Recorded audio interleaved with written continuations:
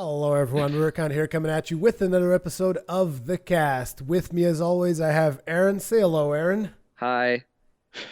Oh, for a second, I thought you were going to do like everybody else that I ever have on any show. When I say hello, person, they say hello, person. Oh no, I didn't. I'm not quite. I haven't reached that level of comedic of comedic prowess yet, so it's gonna take some time.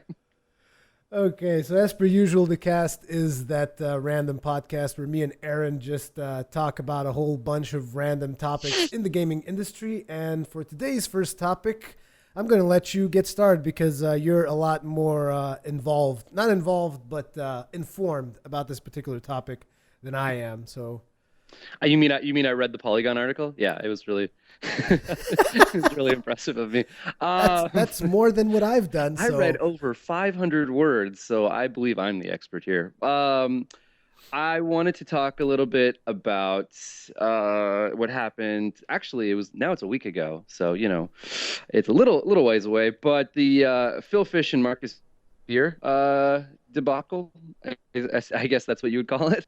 And that would be basically what happened was Marcus Beer, who works for Game Trailers, which is it's a website that covers a lot of video games and obviously does a lot of game trailers, was he does a little editorial piece and he was saying he was calling out both. Actually, it was Phil Fish and Jonathan Blow, and I don't know if and if you don't know who those people are, Phil Fish created the game Fez, and Jonathan Blow created the game Braid.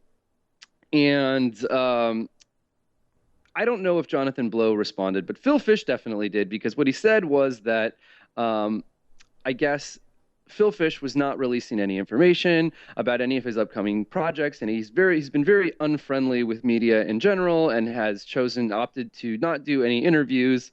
And his piece was that these two guys need to understand that I guess Jonathan does the same thing, but he just didn't respond to this editorial that Marcus Beer did. So Phil Fish did, because what he said was these people need to understand, the media and the developers is a two-way street. And if we're gonna, we're gonna promote your game, you need to give us the time of day and do interviews with us and help, and actually provide us content for your stuff that you're doing. And then he said some other derisive things about Phil Fish, which I don't remember specifically right now, but I'm sure I know he called Phil Fish and Jonathan Blow Blowfish, and then said that they were the self-appointed kings of the indie developer market, and that they need to realize. I don't know. The long and the short of it was they need to be more respectful of the meet of people like him, and actually do interviews, and it's a two-way street. And then the last thing that he said was that if they didn't, that everybody in the media should just completely boycott Fez too. So Phil Fish basically said some very, very nasty things, the worst of which was, it was actually a quote from Futurama. He said, he goes, take a look at your life and then look at mine, then kill yourself. And he tweeted that at Marcus Beer. And then Marcus said, hey, why don't you come on my show and we can actually discuss this like gentlemen?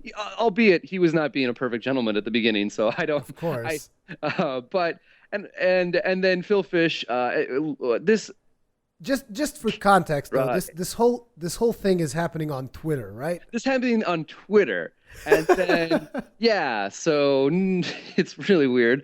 But anyway, they started going back and forth, and it just escalated to the point where Phil Fish said, that's it. I've had it. You win, internet. I can't take it no more. Fez 2 is canceled, which I think is really hilarious. Um, so the whole thing was they're both okay. They're both being children. I believe Phil Fish is being more of a child. Um, I don't know. A friend of mine said something really good this weekend, actually, or yesterday. Um, and I think it's somewhat apt maybe for Phil Fish. He said one of the most notable traits of a middling talent is someone who derides other people's work constantly. And I think that that's very true. And I think Phil Fish, who's been noted as making complaints about other people. I mean, I'm not saying he's untalented. I do think though that he has an inflated sense of self, and that he's very defensive and self-conscious, and that he believes that he's owed so much when he hasn't really done as much. And a lot of my friends work in the entertainment industry, and I was comparing it and saying, it's like if the guy who directed, some small indie movie started like taking pot shots at like, Steven Spielberg and like Martin Scorsese. You'd be like, hey, hey, hey, hey, hey, like you can have your own opinion, but like those people earned their place. And I think Phil Fish needs to learn that too. Like he did a great game and we were all really impressed by it. Fez was a really cool game, but he can't just like, he's been outspoken as someone who is derisive of other people's work and said some pretty nasty things in the past. I mean, I don't have quotes sitting in front of me, but I definitely remember. I'm sure anybody who's listening to this probably who's familiar with it might know as well and could probably post some stuff in the comments if you want. But needless to say, that's what happened, and I just found it really, really fascinating. I think it speaks to a couple of things. First and foremost, being that I think that the talent, that the creative minds in this industry are still at a very, very young state, and I think that we're still kind of figuring out what sort of like the strata looks like in terms of like where they measure up on the totem. I think that there's a lot. It's still kind of very much a sort of open field in terms of like what people, how they see themselves, as opposed to industries that are a little bit more established, where like where someone sits. I think that this whole indie scene that's coming in has a lot to do with kind of there's definitely been a huge influx in the indie scene. I think people that do that have like sort of, I wouldn't say like minor success. I think Fez was a substantial success. I just think that like, there's an interesting thing where these people feel like there's an establishment now and we're sort of creating that, right? Where there's the media. Whereas like I never remembered that when I was growing up. Like video games were always this sort of non-mainstream sort of thing, and everyone was always kind of like really enthusiastic. If you were doing something, it was cool, like unless you were doing like the only thing I remember being like part of the establishment were games that were legitimately part of like that were like the transmedia part of the establishment games, like the ones that were copies of games from like movies and stuff like that. So like if you like, I think like if you did like a movie for like movie games were the ones that were kind of the ones where you Yeah. could kind of like you Which could kind of now they're actually the worst kind of games that you can possibly get most of the time. right, because and we all saw that as like, hey man, you're taking a cheap, you're making trying to make a quick buck off something that's really popular instead of making a Yeah. game. But I don't know. It's really interesting to me that how like it show. I think it's telling as to how these sort of indie developers believe themselves to be like we're the real like dark horse, like underdog kind of guys. I Go I ahead. don't think that you can like extrapolate so much from it. I don't think that all indie developers are going to be like, I'm this friggin' badass. I've done this amazing thing. I think no, no. I was gonna say I don't think I'm not using a broad brush to paint the entire scene, but I do think that um, that is part of a subculture within that industry that is kind of emerging of people. It's sort of like I guess you would call it the hipster indie devs. Yeah, there are a couple of those, and to be completely honest, I mean, recently I've been reaching out to a couple of companies to get access to, preview versions of games and stuff like that to do my first impressions video, and just this week I got shot down like really hard by an indie dev. And but the thing is, I didn't come online and say, "Oh, these guys, they're scumbags. They're like this and that and the other." I think everybody just needs to kind of grow up, and these kinds of discussions are not meant to be had in Twitter. It's like you want to discuss stuff like that, send an email, make it official. I mean, Yeah. that kind of stuff. It's not like the audience that, because there's going to be a ton of Fez fans out there. I'm not one of them because Fez is an Xbox 360 only game. It's been released on PC now, though, right? I believe it has. Yeah, I think it's on PC now, but I haven't really had a chance to check it out. But at the end of the day, I feel that both the media and the developer needed to be just more mature, because this whole situation did not need to come to public. And as a matter of fact, I think it shouldn't have come to public, because now there's going to be a bunch of Fez fans hating on Marcus Beer. There's going to be a bunch of Marcus Beer fans hating on the Fez guys. And it's just like increasing the hatred and bile of the internet tenfold, and just like Can you basically do spreading that? it around. Can you actually Yeah. increase the hatred and bile on the internet? No, I don't know. I think that, well, I don't know. I mean, this is a good question, right? I mean, let's talk. I mean, what do you think that relationship is? Because I don't necessarily agree with Marcus Beer. I don't think that indie devs necessarily owe it to media outlets to like do stuff. I mean, I think it's in their most of the time it's in their own best interest. But I feel like any Here's the independent thing. developer has the right to basically say, "Hey, man, no." In my opinion, here's the thing. It's like they don't have to do any of that stuff. They don't have to give away press codes. They don't have to make interviews. They don't have to do any of those things. It's in their best interest to do so, but they don't really have to do it. Now, the one thing that I do not agree that developers can do is stuff like what Nintendo did in saying that, oh, you guys can't like monetize videos on YouTube. And it's like, no, I'm sorry. It's from the standpoint that it becomes when it becomes a derivative work, as clearly stated in the right to fair use or whatever. Mhm. As soon as we get to that point, it's like, I'm sorry, you can't really do that. So I don't believe that the developers can go and dictate the content that we can do on their games. But I do believe that developers have the choice. It's like, look, you want to cover my game? Go out and buy it. That's your problem. You want to get an interview? You'll get an interview if I want to give you an interview. That's their prerogative. Once again, maybe they don't even have time. It's like someone can be all upset. Oh, these guys didn't give me an interview. Maybe they were way too busy. I mean, who knows?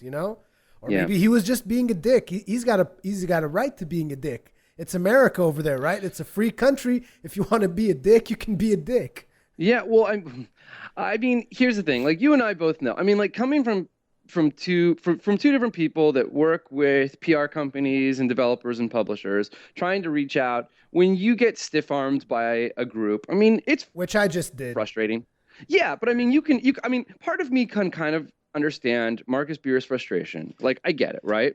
Especially when he's coming from a bigger website like Game Trailers, which is pretty prolific. It's pretty big site out there. They've got a lot of big programming. They do the stuff with Michael Pachter. They do a lot of coverage over there. I mean, they've really kind of evolved out of just a reposting site for Game Trailers because now they have a lot of their own original programming.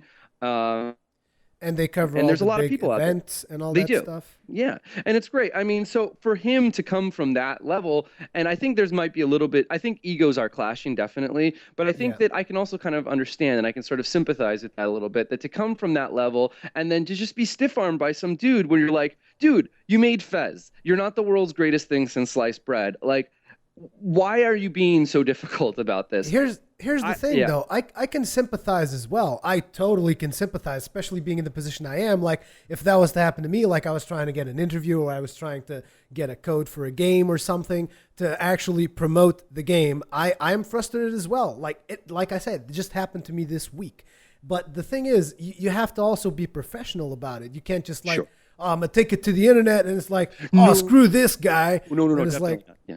No, no, no. I, I was just gonna say too, is that absolutely. I mean, like, while I completely sympathize with his frustration, because I think we've all, like, any of us who have been in that position know what that feels like, and have, like, basically, banged their head against a wall, like, what the hell? Who is this guy? Like, who does he think he is? Like, doesn't he know that we're all in this together? Kind of a feeling. But you're right, exactly. Like, you don't go and make it like a public spectacle, right? You and don't go having on said Twitter. You that, don't make a yeah.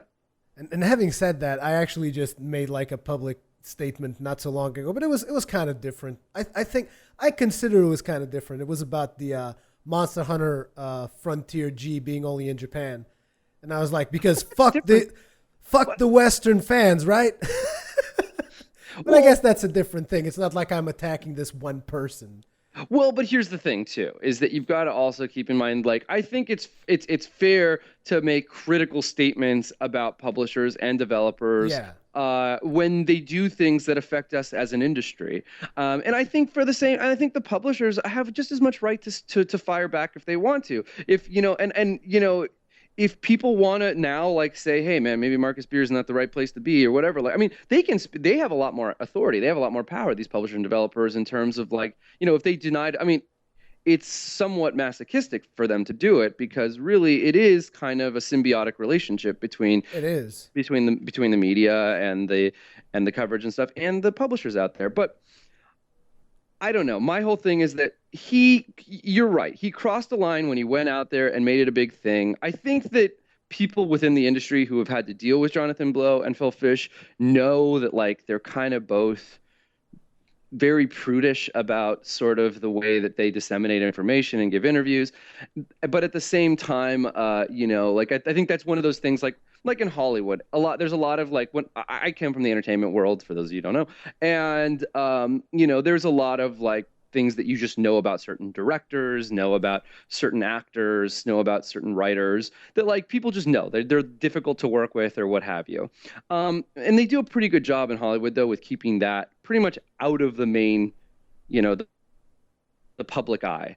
And I think that that's what I was kind of referring to before about how games are starting to get their footing. They're not really used to that. And so they're a little less mature when it comes to knowing what to withhold and what not to withhold. And I think that both of them made a mistake. Like, I think Phil Fish could have continued being a dick and just not made a big spectacle about it. And I also think he's a grown man. He needs to not get so affected by what people say on the internet. Like, that's ridiculous. Like that Yeah. statement of like, oh, you win internet. Oh, grow up. It's I'm gonna like, take my ball and go home. He was yeah, almost like Microsoft. It's like, now you're not gonna get this feature and this feature. grow There, up. take You're it. a grown man. You can deal with it. I mean, worse things have been said to me in chat rooms. I've had horrible things flung. Like I've had worse things said to me in person. I mean, it's not a big deal. Like, you're a wildly successful indie developer. Everybody has dealt with criticism who's a creative, right? If you're creative, you open yourself up. You're basically saying you love me or you hate me, and ostensibly anyone is going. Most if people like what you're doing, that's great. But ostensibly anyone has the right to be like, you suck. So Yeah. I don't see. You have to. You can't just simply like expect there to be nothing derisive said about you. And I think that's silly. That being said, I mean, there's a limit, right? I mean, you can't just like if everyone's ganging up on you, there is such a thing as internet bullying. There is such a thing as being abusive online and making a mockery of someone. But this is clearly not the case in this particular situation. And I think that it's ridiculous of him. And I think it's ridiculous of both of them. I think they both stepped out of turn. I think Marcus Beard definitely was frustrated and then acted out of turn because he was frustrated. And then Phil, I think he took it one way too far, and then he made it worse. He did not help the situation. That's how I would Yeah. go with it. Maybe he's just playing the whole thing, and then all of a sudden, when Fez 2 comes out, it's actually going to be this big surprise. Oh, it wasn't canceled after all. He's going to do Fez too. He's just taking a temper tantrum, but it doesn't engender any sort of faith from me to him. When I hear developers talk like that, I mean, I like to think in my purest of hearts, what we'll call my purest of hearts, I like to think that, that they're in it because they believe in, making these games great. And I like to think that, that they don't care, that they have thicker skins, that they're not phased so much by, something derisive said on the internet or just a minorly annoying comment from some media guy somewhere. I mean, I think that that's absurd, and that they would be so affected by that. I think Ken Levine had a great statement too, where like somebody, Roger Ebert, before he died, he's a American film critic, and he basically said something about video games or some video game in particular. And I remember there was some game developer who said uh, something like, "I can't believe he mentioned us," and and Ken Levine was like, "Have some more self-respect. Like, you guys need to understand." I think he had one of my favorite lines of all time, which is, "The culture war is over. The nerds won." And I thought that was really clever. And it's true. Like, I think as gamers, we need to be like a little bit. I think we're growing up as a gaming industry, not as gamers, as both actually. Yeah. I think we're growing up. We're becoming more adult. We're becoming more mature, and we need to kind of meet that level of maturity, that level of prominence, with the right attitude. And I think that attitude is one of resistance in certain areas, and also being more like. I just think there needs to be a more pure, more like there just needs to. I think just generally we just need to be more mature about the way that we approach this industry, and it can't be. We can't be two bickering school children on Twitter. That is just, I just don't think that that's how an industry, I don't think it looks good for any of us when things like that happen. Yeah, it And it just really is my passion. it actually just hurts the entire industry as far as I'm concerned because it makes everyone look less professional, like Yeah. less professional in the whole damn industry. Like it makes media people look less professional. It's just anyways, like you said earlier, there's a limit, and there also needs to be a limit of how far we're gonna discuss it. So it's like whatever. Both of them just need to grow up and not make a public spectacle of themselves. You guys know before Twitter, there was this one thing called email clients.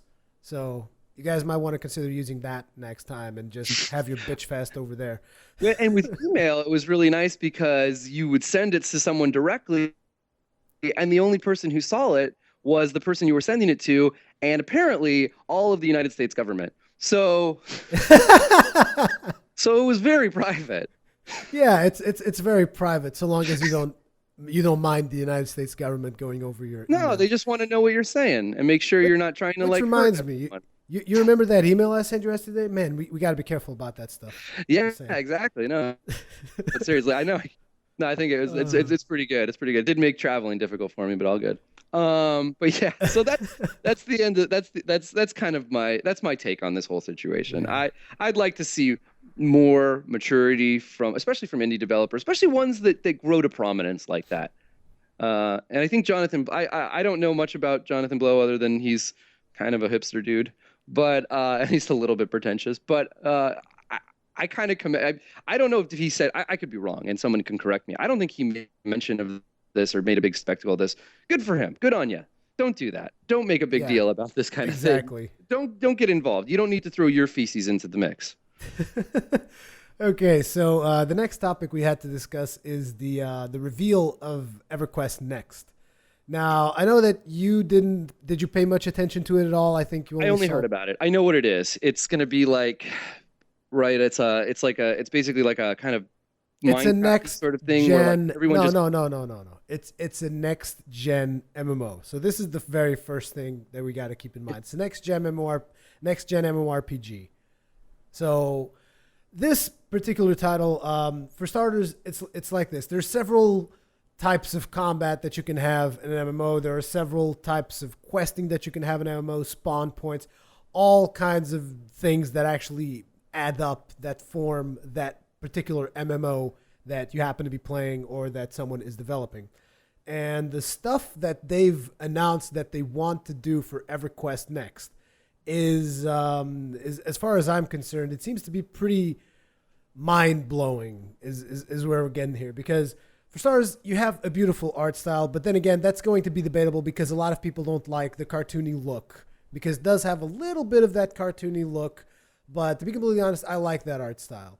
And then you have stuff like parkour to make traversal easier and more, I don't want to say linear, but more streamlined so that you're not like, oh, I have to go over here and do this. And there's like, you've got these boots that allow you to hover in the air. You got the two characters that they shown, they each had their own traversal skills. Like the warrior had a leap, the wizard had a teleport, and they could use that to traverse through the map.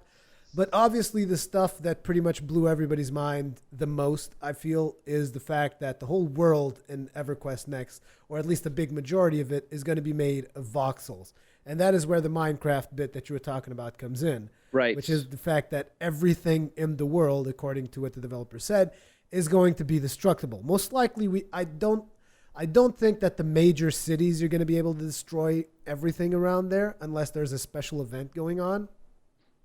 But But are you also? I think that you're forgetting the big part that I heard was not just the voxels thing, but that the fact that the entire world is going to be developed. They're going to release a beta to people that's going to allow them to go and craft the world using the tools that they've provided, and then those people are going to basically, and then it's going to be, they're going to build the world that will eventually be the playing stage.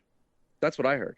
I don't think the whole world is going to be created by players. Well, at least a large percentage of what they're planning on doing is going to be, um, that was the big news that I was reading about. That was essentially that's what they were doing, and that it was going to be sort of a crowdsourced development of that world. I mean, they're going to obviously go in and do their own stuff, but they wanted to Yeah, kind of have exactly. people. So They everyone's wanted going to to go have some. online and create and add and do all these things. Anyway, it sounded really awesome. Yeah, I was really excited about it. I'm just more excited about actually playing the game because me Yeah. and actually creating things, it's like You're not I do like creating things, but it's you're like not a big Minecrafter, Hui? no, I'm actually I was actually really into Minecraft a long time ago. I did all kinds of crazy stuff. Like my first objective in Minecraft, I just did something that went all the way up to the sky cap. I was like, I'm gonna make the tallest building I could possibly make, and I had to get rocks for the longest time to farm rocks until I could actually build the damn thing. It looked like a hotel. It had like Nice. a ton of floors of 3 blocks worth each or whatever. But anyways, the whole point is that I like simplistic creation. I don't like oh now I have to add in all these little details and so that it actually looks good. So it's like if I was to make something for EverQuest Next, it would be like a square, and I'm like, yeah, this is my house. A cube even. It would be a cube with a door, and it's like this is my house. There. How do you guys like that art? It's amazing, isn't it? You know, that's You're the not thing. you don't like you don't want to fiddle with the shaders and the filters and all that stuff. Nah, that's not my thing. I want to go in there and just like someone that spent, let's say, I don't know, months working on this structure. I'm gonna go there with my warrior and I'm like, hey, this is a cool structure. I'm gonna shield slam and break it down. I'm like, hey, how do you like your structure now? That is really cool. I like the idea of destructible environments, actually. I think that's Yeah. something that they introduced, a So couple times in just some one thing games. though, you actually didn't see the presentation itself, did you? You just read news. Yeah, there was a brief article about how they were going to crowd Okay, source.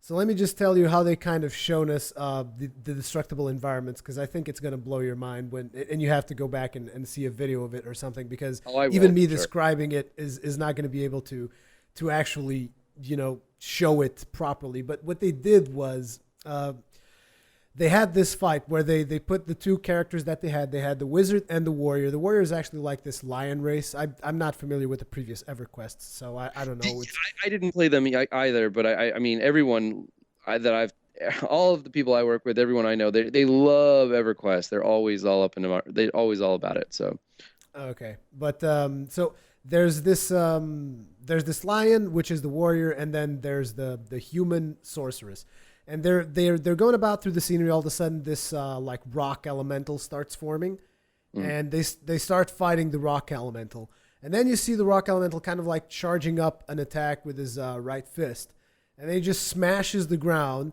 and that makes a hole, and they fall down the hole. Okay, I heard about this. And then I was actually talking to a friend of mine that I work with about it, and I think because and then I think I immediately asked him, so I'll ask you because he didn't have the answer to this. So was that are we to expect that that is something that happens just in real time, or is that more of a scripted event? No, real time. Oh, really? According to what they were saying, that can happen real time. And not only can a monster send you down there, you can go down there yourself. Because here's the thing: the thing that they showed in the presentation is that every area in the game supposedly is going to have 3 layers. So there's like the layer on top, and then Yeah. there's going to be a layer beneath it, which is like this layer that had in that particular zone. It was like the top layer was let's say jungles and not really jungle, kind of foresty and some ruins and stuff like that. And Hmm. then the area beneath it was like this cave looking area with crystals and all kinds of stuff. And then what they did was since they fell down the hole and they couldn't find the way back up, they actually dug deeper. So they went to the third layer, and the third layer was just like this thing of lava and molten and that Wow. kind of stuff. And so they had these 3 layers on that one zone. So you can dig yourself using your own skills that kind of destruct the environment. You kind of can go down deeper, and then they get when they get to the very bottom of it. There's like this big boss there just waiting for them, and then they just like show off their amazing particle effects and all that stuff during a boss fight where That's everyone really was like, cool. "Oh my god." Because the boss made like this amazing AoE that filled up the screen with white light. And I'm like, yeah, there's a lot of white in there and a lot of particles flying around and whatnot. The whole point is that the game almost doesn't look like an MMO because it has so many things that we've only come to expect from single player games. Hmm. So now let me ask you a question. Do you think now? I think you and I both know, or at least or I think most people know actually, that obviously MMOs have kind of been on a downward tick in the last couple of years. Oh Do you yeah. think that this could be something to sort of revitalize the genre? Do you think that this is like just what the doctor ordered in that regard? There's a big problem right now in the MMO industry, and I'm gonna say this. I'm gonna be very blunt about it, and I know that there's gonna be a lot of people who are gonna hate me for saying this, but the biggest problem in the MMO industry right now, and the reason why it's actually not evolving, it is World of Warcraft. But And what do you mean when you say it's World of Warcraft? I'm when like I that's say this, here's the thing, right? So World of Warcraft doesn't have that high system requirements. I mean, you can beef up the graphics and all that jazz, but you can also lower them down and run it like on a crappy Pentium machine. okay.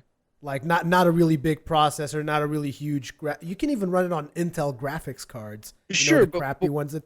But yeah, I know what you're referring to. But what I was going to say was, yeah, but like, I know. Listen, I'm getting to a point, which is basically everyone can play that game, regardless of their system. okay. Right? Pretty much everyone can run that game. So there's a ton of people playing the game. And there's a social aspect, which is you've been playing World of Warcraft for X amount of time and you've made friends there. And the thing is, whenever you're playing with your friends, you have a reason to go online. Like sometimes you might not even feel like playing World of Warcraft, but you feel like hanging out with your friends. So you go to the game anyways and you hang out with your friends and you end up playing World of Warcraft and doing stuff just because your friends are there. And that is the hook. That is why people keep going back. And that is the reason why the MMO industry hasn't advanced because people find all these other MMOs that have been coming out, right? There's been all kinds of MMOs coming out. You have Rift, you have, I mean, I can't even name And these them. are more There's just so graphically many of them. intensive MMOs, Yeah, right? these are MMOs that are looking cooler. They're doing different things and all that stuff. But what happens at the end of the day is that people exit World of Warcraft and they're like, man, I'm never going to go back to World of Warcraft. This is so much cooler. But there's always going to be a large percentage of people that, for whatever reason, they still want to stick to World of Warcraft. And so those people that have left, they don't have as many friends in their new MMO unless they've been able to convince everyone that was with them, let's move to this other MMO. Unless you can actually convince people to do that, groups will split up. So there's going to be a portion that's going to go into this MMO. There's going to be a portion that's going to stay in World of Warcraft. And eventually, what I've seen happen is that eventually everyone ends up deserting the new MMO and going back to what they originally knew, which is World of Warcraft. It's also happened to me. Yeah, I mean, I don't know. What I think is that it's just really hard. I think also World of Warcraft was just it was a home run, right? I Oh, mean, they yeah. just nailed it. They really got it right. And I think it's like one of those things where like every time you're going to do a new MMO, they're like it's a weird business plan because it's like all we have to do to be a success is Is hit a beat World home of run. Warcraft. Yeah, is hit a home run, is be the greatest thing ever. It's like if your business model, like if I'm developing an FPS and the only way my FPS can be successful is if I make it as prolific as Call of Duty. Now, look, you know me. I personally don't even like Call of Duty that much as like on a personal level, but I can recognize that Call of Duty is a runaway Exactly. success. But if my goal in terms of like creating a successful FPS, if the only way that it can succeed is to be as, if not more successful than Call of Duty, I mean, it's a tall order. I feel like that's a really really difficult thing because you're saying I want to create a game that's not just going to be really really great and sell a bunch of copies, but that also people are going to be playing for the next 4 years.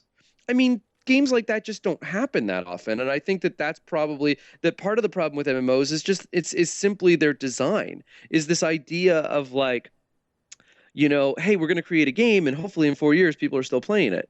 I think that's a really really tricky thing to require for a developer, and it's really really it's almost impossible to do. I mean, I could probably list on my fingers how many games people played for longer than like 5 years. Most games come out and they're really really successful, and people play them, but they don't have a huge presence like online with a huge community for years to come, unless you're like World of Warcraft or Team Fortress 2 or some of these Yeah. other games. I mean, there's only a handful of games that can really make that claim, and I think that that's part of the problem with MMOs is that it's just so difficult to keep people playing your game and to keep it dynamic and to keep it interesting for as long as you possibly can. I mean it's really really hard, and it's not just hard on from a technical standpoint, but also from a creative one as well.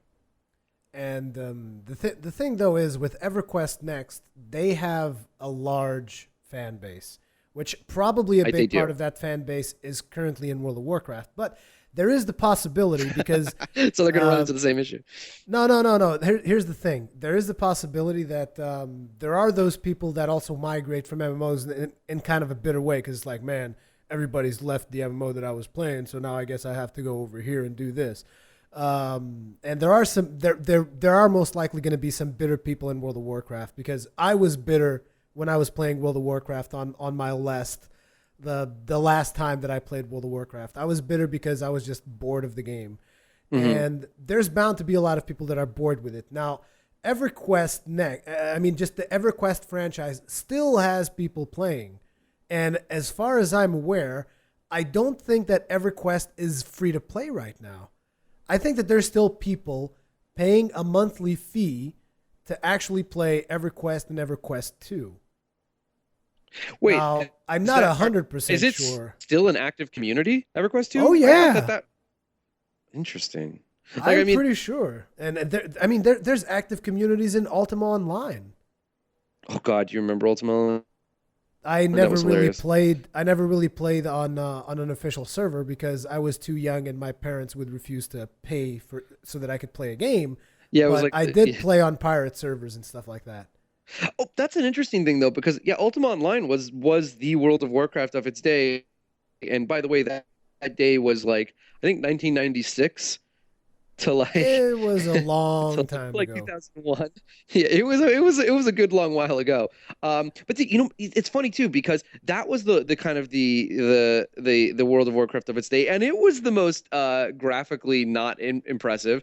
But also remember there were so many other games that kept trying to come out. It was like Asheron's Call and like all these other Yeah. MMOs and then they finally got to World of Warcraft. But before then, there was like and then they did EverQuest 1, and then that was okay, but then EverQuest 2 came out and blew everyone out of the water. And then there was a lot of things. I mean, like there were a ton of these MMOs, and that was sort of like the big hit back then.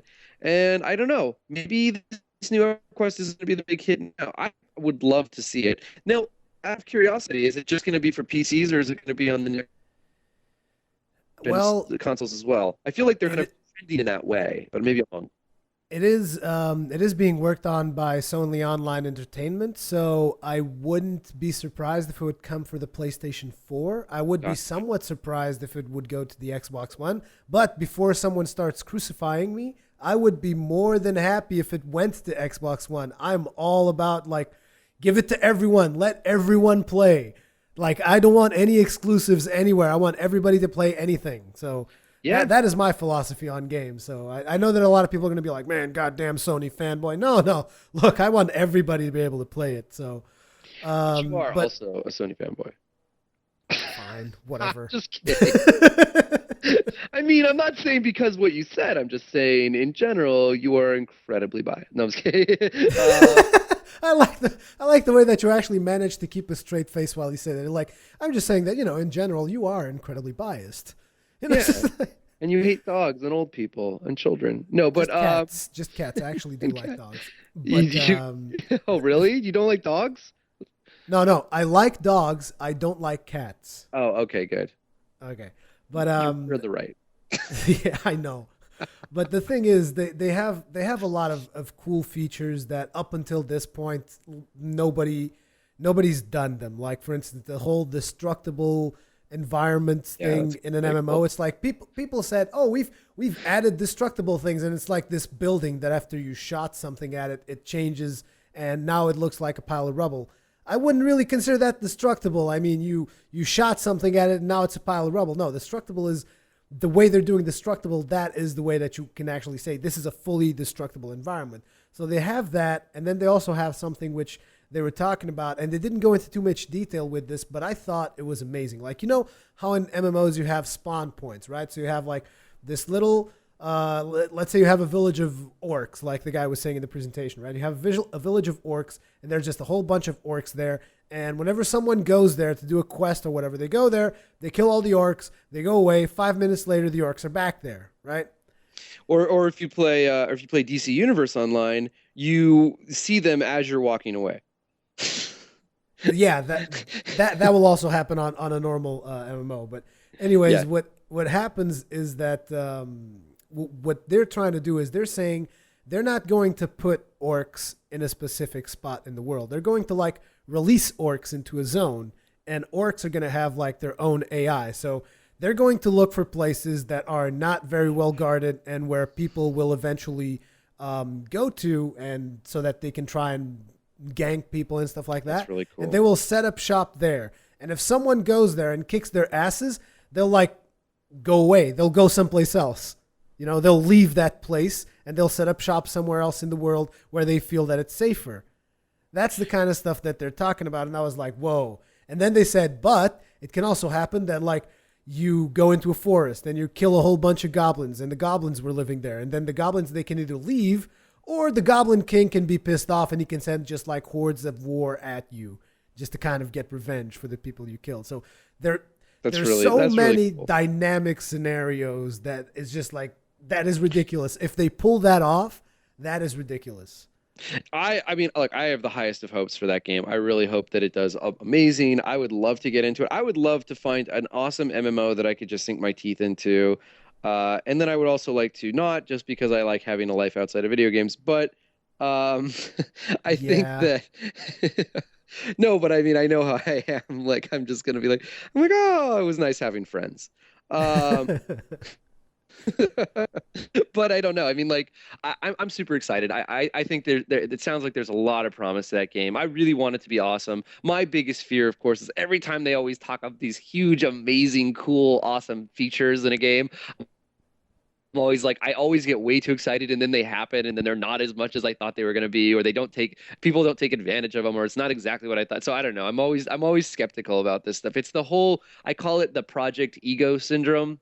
Yeah. You remember? Do you remember that?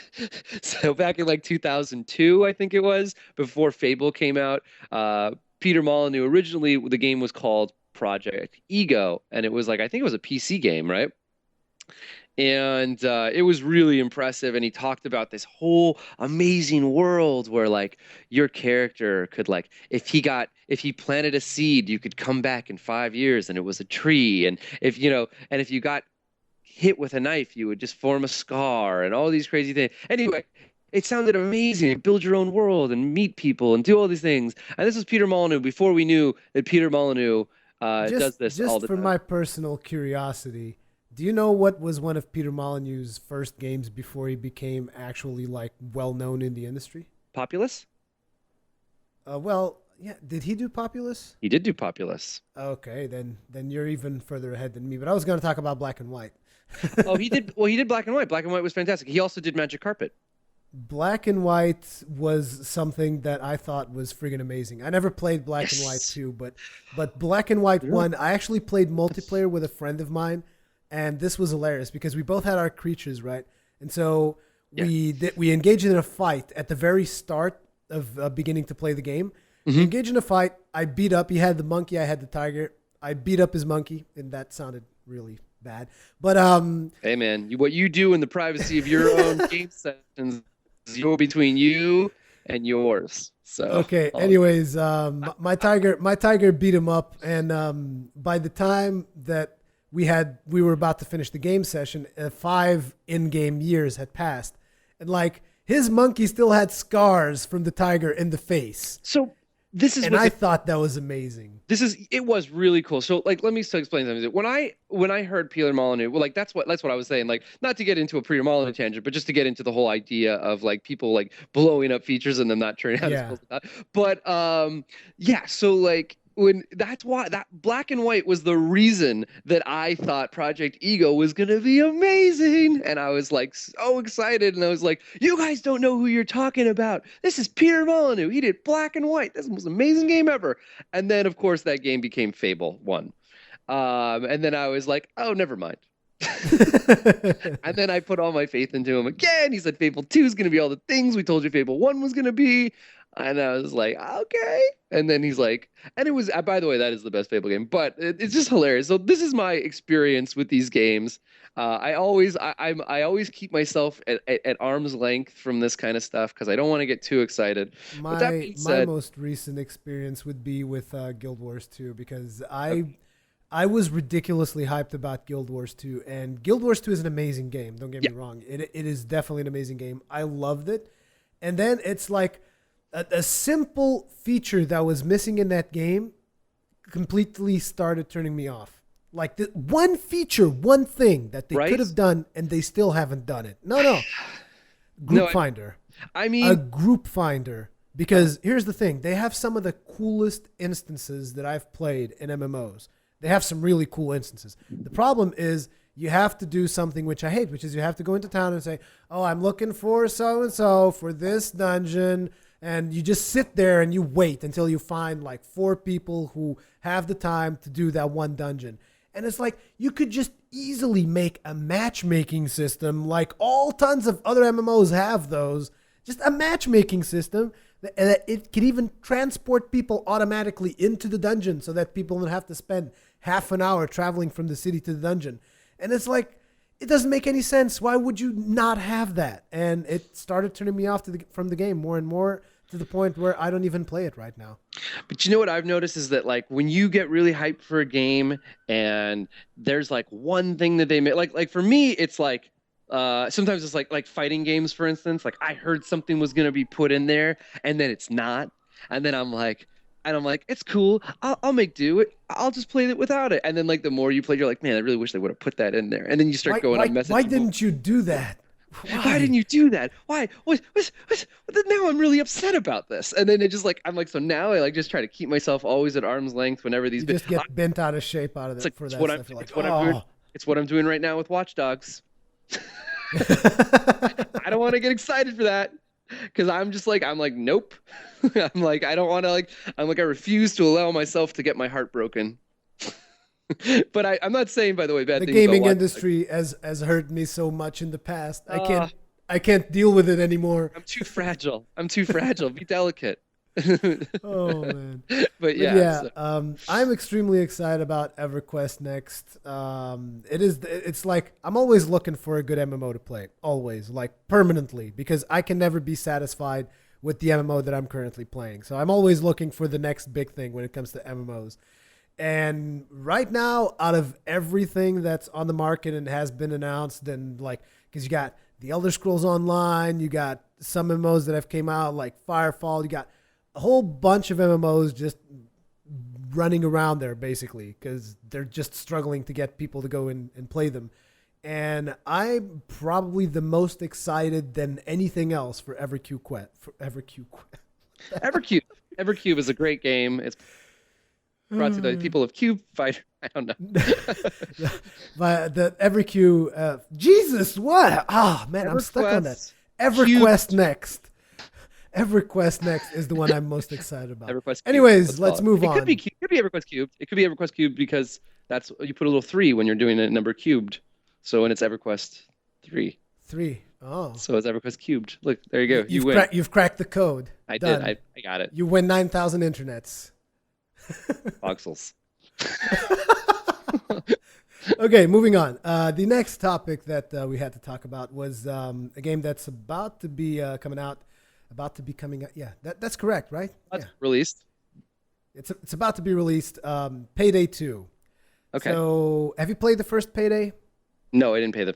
Me neither. I didn't pay the first. I can't talk. We can't talk. Yeah, we can't Podcast's talk right over. now. No, No. I did not play the first Payday. I did not play the first Payday either, but because here's the thing. I usually don't get too much into shooters. So it's like Payday, here's this cooperative shooter that you play with your friends and stuff. And I'm like, well, I like the fact that it's cooperative, but at the end of the day, it's still a shooter, and I'm not sure I'm going to be down with that. So I never really got into the whole thing. And then I started hearing people say, oh man, game's amazing, game's going to be amazing, whatever. And I was like, man, I should check that out. And eventually, as everything that happens with the gaming industry, you start procrastinating, and you just never get to it. Now, Payday 2 is here. And I was talking with a bunch of people, and they were like, oh man, Payday 2 is looking really good. And I'm like, well, I'll just shoot them an email and just see what happens. So I shoot an email to the guys at Overkill. And I'm like, oh man, I'm really interested in checking out your game and making a video about it and stuff. And he's like, oh, okay, well, here's a couple of beta keys. And I'm like, oh, well, that was easy. So I go into the game, I start playing it, and I actually really like the game. The game's really cool. So what's the twist about it that makes me enjoy? For starters, there's a really big emphasis on team play. Like, you know how there's those shooters that it's like, it's 4-player co-op, but you can play it with 4 AIs, right? Right. Like, well, I mean, that's pretty much every FPS multiplayer Yeah, pretty game, much right? every FPS multiplayer. Not Payday, because the AI is simply not smart enough, and you need to actually communicate with the people that are with you, because the game has 2 stages in most of the levels that I've played, at least. There's a couple of levels where you just start out guns blazing for whatever reason, but most of the levels are like you're doing robberies, right? So there's 2 stages to the robbery. You start out and your character is dressed like a civilian, depending on how you equipped your character, because he might also be dressed with like a full bulletproof jacket, if that's your thing. But like usually I like going in kind of like a civilian. So you go into you start the mission, and everybody is in this non-alert state. So you can just walk around, like survey the area, like look at the store that you're about to rob, see if you see any policemen, see if you see any civilians and stuff like that. Because if any civilian catches you and they have enough time, they will call the police. Okay. And they will signal the police to come in and try to stop your robbery. Now, most of the robberies that you do online with random people, there will always be police involved. But there are ways to actually complete missions without ever getting the police involved if you have a really good team. And I was really impressed by that, because like you survey the whole area, right? And then you come up with a game plan. Like, let's say, okay, so we need to take out this guard. We need to get this drill into this safe. And you plan everything out of the robbery. And then you put your mask on and you start executing things. When you put your mask on is when you can actually pull out your weapon, start shooting people, start doing all kinds of things. But the game doesn't actually want you to just shoot people willy-nilly, because every time you kill a civilian, that's a $5,000 penalty. If you kill a cop, though, that's fine. Nobody cares about cops. I like the game. It's Go ahead. promotes good morals. You know, that's I said I like that there's a game that promotes good morals. You know, so that's really nice. You know, cop killing, awesome. Civilian, tisk tisk. No. No, but The thing is, like, you guys are the team is supposed to be like professional robbers, so they Right. want to avoid casualties as much as possible. And cops, they just keep coming at you. Personally, I only shoot cops like if they're in my way or if they're trying to get to the loot that we're taking. Like, say you're robbing a bank, you Yeah. bag a whole bunch of money into a bag. There's an interesting mechanic to it where, let's say you get distracted or something, a cop can go into the bank and steal your money. that's Like, really, they will go into the wait, bags so and are they dirty cops? No. They're just securing the money. They're preventing you from taking it. If you get distracted, like, you can't just grab a whole bunch of bags of money and then throw them on the floor and just leave them there unguarded, because the cops will go in and take your money back. So you got to keep your money in the right place. So wait, let me ask you a question, and maybe this is I'm very not familiar with Payday, but now, is it all co-op multiplayer, or is there like a versus type stuff too? As far as I could tell with the beta, everything was co-op. There was no versus mode. Because I was wondering if there was like another mode where like somebody else plays the cops and they try to come and get you, or Not at this time, I don't think. so it's Right more now, like It's more like Left 4 Dead, kind of. kind of like, I mean, in terms of the cooperative aspect, Yes. yeah, it's kind of like Left 4 Dead. But I really, really like the specialization of characters, because, for instance, you got a safe, right? You got to open a safe. And there's like at least 3 distinct ways that I can remember of. I'm probably forgetting something, but there's like 3 ways that you can open a safe. You can drill it, which is the worst way possible, but it is what most people do. Then there's this class, which is the enforcer, and he has a saw. you can go in and saw the safe open, depending on the type of safe, because some safes are harder than others. And then there's another character, which I think is the technician. He can put bombs in the safe and open the safe with bombs. So you have a big variety of things you can do. And then you have different roles that each class plays. Like the enforcer will be able to bring more ammunition for the group. The mastermind, which is the class that I'm playing, will be able to bring like med packs so that the group can heal themselves in the firefight. And then there's this ghost character comes with a radio frequency jammer or whatever. They can jam cameras, because even cameras can detect you. You have to go into security rooms and disable the cameras if you want to avoid really detection. Cool. And then that sounds really great. There's also stuff like, for instance, there's the hostages, right? There's a whole bunch of civilians inside the structure that you're robbing. You go in and you tell them, get down, instead of shooting them. Like, get down on the ground. They'll go to the ground, and then you'll tie them up to prevent them from like calling the cops on you or stuff like that. Then you have classes that come with more cable ties to tie people up. And it's just, there's so many cool things. Like, my character can order security guards to surrender themselves. And sometimes it will work, sometimes it won't work. But like, I'll go up to a security guard, point a gun at him and say, put your weapon down, get down, and now cuff yourself. And he will cuff himself with his own handcuffs. So I have a question, actually.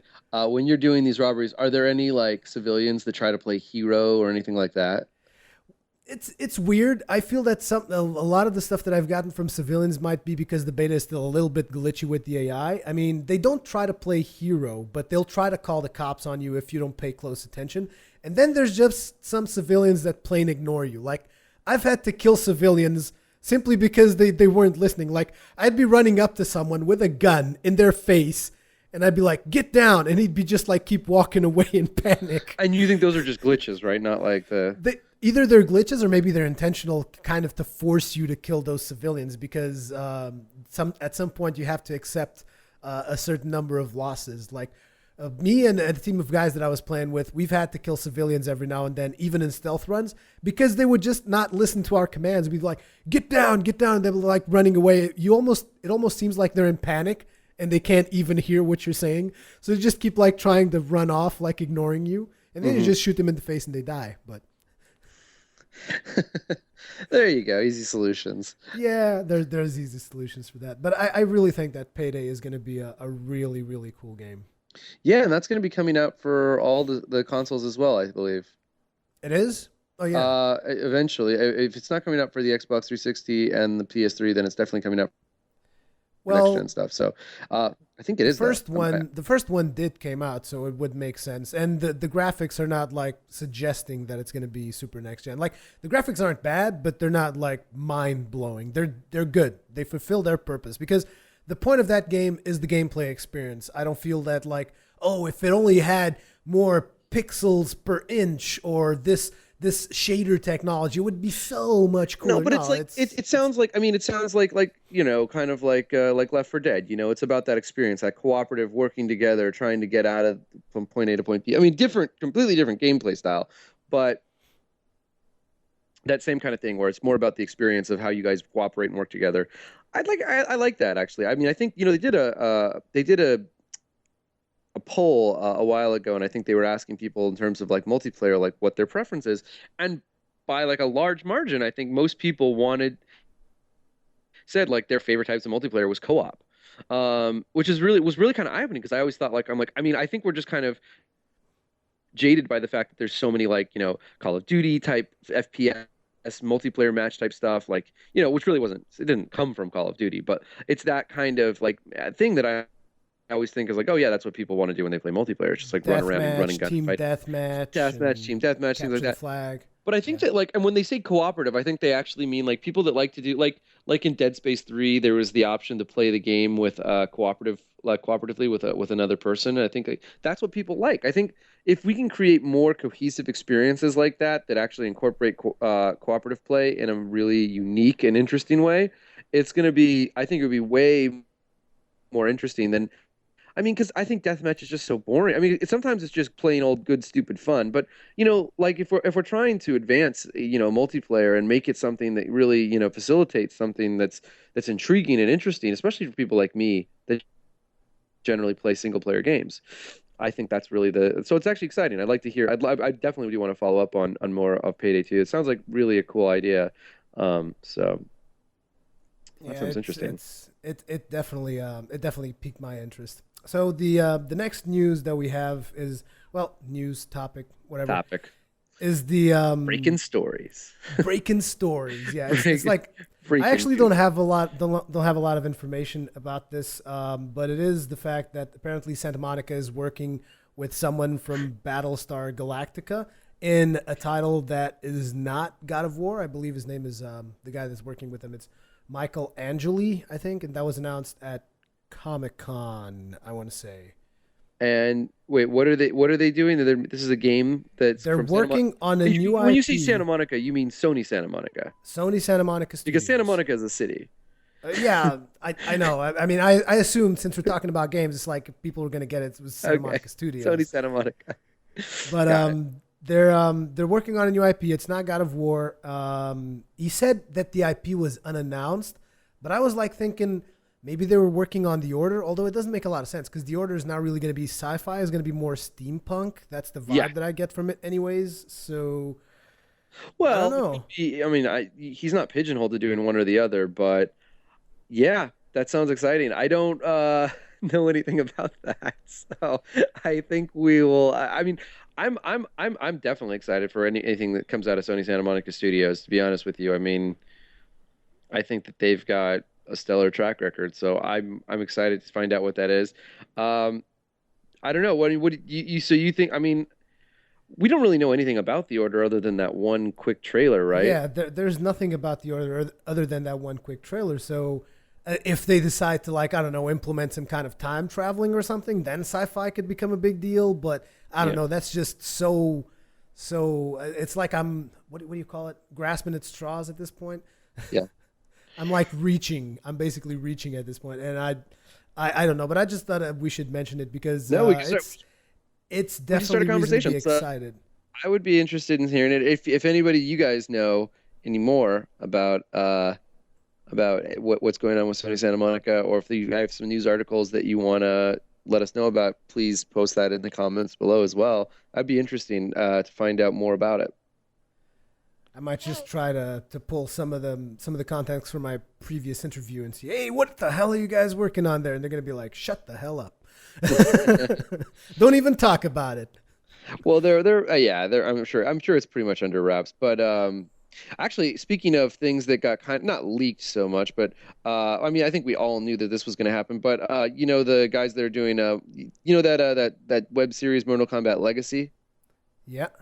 So one of the, I guess the director or one of the people that was working on it, I don't know if it was Kevin Tancherone, but it was one of the guys, and he apparently let slip. He's like, well, we're trying to figure out when to release it because we want it to kind of coincide with the release for the next Mortal Kombat game, which was sort of like, hey, we're doing a new Mortal Kombat game. Not that that's a huge shocker, because I think we all know that the first, or not the first one, but the Yeah, the but last one the that came out last one. was wildly successful and it's been really really great. It's been in tourney play for the last, I don't know, I think 3 years now. It's its third year, which isn't super super long for a fighting game, but that's pretty good. And it was good because it was NetherRealm Studios' first fighting game, and it's been really great. So apparently they're going to be doing a sequel to that too. Um, and that is another new game that is coming out that we have no information on. I'm guessing that Scorpion's gonna But be there, it looks and that's good for me. Scorpion will be there, and so well. I'm assuming. I don't know. We'll see. The last one ended with a lot of characters not making it, but I think that it's Mortal Kombat, and Johnny Cage has been brought back from the dead probably 15 times. So I'm not. I don't think death is permanent in Mortal Kombat. So I think that we'll see a lot of those old If guys. But Johnny Cage has been brought back from the dead so many times, that is definitely proof that there is no such thing as karma because the amount of times that guy has punched someone else in the dick, he does not deserve to come back from the dead. I'm sorry. Inflicting such amounts of pain. That's the thing. By the way, probably one of the more brilliant things that they put into a fighting game was, yes, they really spent way too much time without covering the ball punch. which I think not punching is really something that needs to be in more fighting games. So thank you, Johnny Cage. I don't know why. I don't know why. I mean, if you're in a real fight, generally speaking, and if I'm like fighting for my life, first thing I'm gonna do is like, dude, I'm gonna knock you in the nuts. If insofar as you're a man, if you're a woman, I don't know. You probably just beat me because I have no. But if you're a Oh my man, god. definitely do that. But I just go, oh, I'm not hitting you if you're a woman, and then I run away and I scared and I cry. But yeah, so no, I'm excited about that too. There's actually a lot of I think there's probably going to be at least one or two surprises. I will let you know if I fire of anything as when I after I come back from PAX at the end of this month. Oh, Mr. Fancy Pants going to PAX. Well, I'm going to Gamescom. Yeah. Yeah, I know. Well, you're in Europe and I'm in America, so Kind that's of how makes we roll. sense. That's how we roll. Okay, so the next topic that we want to talk about is another game that's going to be releasing pretty soon over there in America. That is because in Europe, I mean that Europe is just not privy enough to have such an amazing release as this game, which is Dragon's Crown. Did you Yeah, not know that it's not going to release in Europe simultaneously? I didn't because I live in, the lap of luxury over here in America. Yeah, pretty much. You guys are. I keep myself, out of sight, out of mind. Like things that are happening that don't really affect me. Like I can't be bothered by that. Yeah. Well, what's happening is the game is actually coming out on the US on the 6th of August. This is a game that I've been following. I really like this game. I'm just a huge fan of what these guys are doing. I've played Muramasa. I'm not sure if you know what that game is. Ooh. No? Uh, Muramasa, yeah, it was. I mean, it was. Wait, I think I do. It's the same kind of thing, right? It's a 2D side scroller, It's a very 2D side scroller. really high, like with the really really like the hand drawn art style. Yeah, the cool hand drawn art style that those guys have. And I actually play that on the Wii. So just to give you context, it's been quite a while ago. I played the very first version of Muramasa, not the one that's going to come out now for the Vita. Although I'm probably going to buy that one for the Vita because Muramasa is a great game. Anyways, getting back on Dragon's Crown. It is coming out over there on the 6th, and in Europe it is going to be published by another company because it's going over there through Atlas. And to us, it's coming from NIS America, NIS, which is Nippon Ichi Software, I think. Oh, Uh, Nits. I thought it's coming to you from like Miss America, like the woman who wins our Miss America is gonna like literally like be like, and now you can have Dragon's Crown, all of no. Europe. Like she just goes and passes it around, like that's her gesture of goodwill or something. She's like, giving Dragon's Crown to everyone in Europe. Yeah. But it is, however, something that is really disappointing to me. What being from Europe is the fact that like Japanese RPGs, there's so many of them that come out in America and they do not come out in Europe. Like for instance, do you know that Demon Souls didn't come out in Europe originally? It did Like it not. took. I actually did not know that. Actually, I'm surprised because well, to let you know, there's a lot of Japanese RPGs. There's a lot of Japanese games in generally that don't just. I think that Japan is just very, very withholding when it comes to releasing games These are internationally. our games. We're Yeah. not sharing them with anyone. No, man. They're like, hey, you guys haven't respected us enough. Now we're not getting my game. But yeah. I mean, there's a lot of What was it? There was a There was, it was what was it Xenosaga, I think, was the game that more recently came to the States, but that was one I think that was only in was it Xenosaga or Xeno something? Do you know which one I'm talking about? Anyway, there was a Wii I game think that I think it's Xenoblade. oh, Xenoblade, maybe that was it. It was in the Xeno universe, and that was one that we didn't get for a long time. I mean, I'm surprised though to hear. I would have thought Europe actually would have gotten more than what we usually get. So actually, I'm No, no, no. Like the US gets a lot more Japanese RPGs than we do. But it's like here's the thing. Whenever I have those problems, have you ever heard of a store called Video Games Plus? I, I have, but it was a tiny mom and pop's place where I grew up in Costa Mesa, so I don't think that's what you're That's talking. probably not it. This one is in Canada, I believe. Either way, Maybe they moved. I don't know. either way, Video Games Plus usually has all that Japanese stuff that gets Okay. released in America and doesn't get released in Europe. So whenever I have something like that, I just go to them, I order it.